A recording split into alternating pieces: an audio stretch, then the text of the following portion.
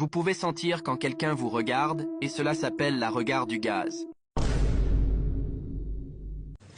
Non, moi je crois qu'il faut que vous arrêtiez d'essayer de dire des trucs. La sensation d'être observé quand on ne l'est pas, ça s'appelle de la paranoïa. Bon, sinon il y a un autre terme pour désigner cette sensation qui ne porte pas vraiment de nom scientifique. Mais bon, on peut s'arrêter 30 secondes à ce que tu viens de dire au début. La regard du gaz. T'as pris des mots totalement au pif pour en faire une phrase. Bravo, c'est un bon remake du jeu Camoulox. La lumière que nous voyons de la Lune est le reflet du Soleil. C'est bien, Bastien. Allez, tout le monde applaudit son camarade de CM2. Tiens, t'as gagné une pile. Pourquoi faire? Pour te la foutre dans le... Si tu renifles une odeur de popcorn dans la nature, cours aussi vite que tu le peux. Il s'agit probablement d'urine de coccinelle. Eh oui, c'est connu, les coccinelles, c'est dangereux pour l'homme.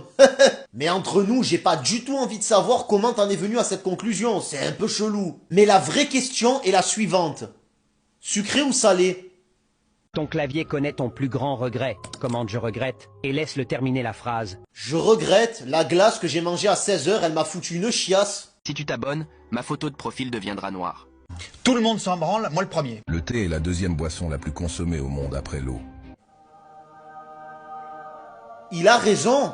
Vous savez ce que ça veut dire? Qu'il y a peut-être de l'espoir. Surprends-moi. La forêt amazonienne est si grande qu'elle produit 20% de l'oxygène de la Terre. C'est ce qu'on a cru il y a un certain temps. Mais en fait, on a peut-être un peu gonflé les chiffres. En réalité, la forêt amazonienne produirait pas plus de 10% de l'oxygène. Il faut savoir que plus de la moitié de l'oxygène est produit par la végétation de l'océan, notamment le phytoplancton. Ce sont des micro-organismes végétaux qui sont la base de l'alimentation du zooplancton. Et le zooplancton, ce sont des micro-organismes animaux et la base alimentaire de beaucoup d'espèces sous-marines. Plus de phytoplancton, plus de zooplancton, et plus de zooplancton, plus d'espèces sous-marines. Il n'empêche que la forêt amazonienne, ça reste un de mes rêves de la visiter, ou quelconque forêt tropicale. Qui sait, peut-être un jour.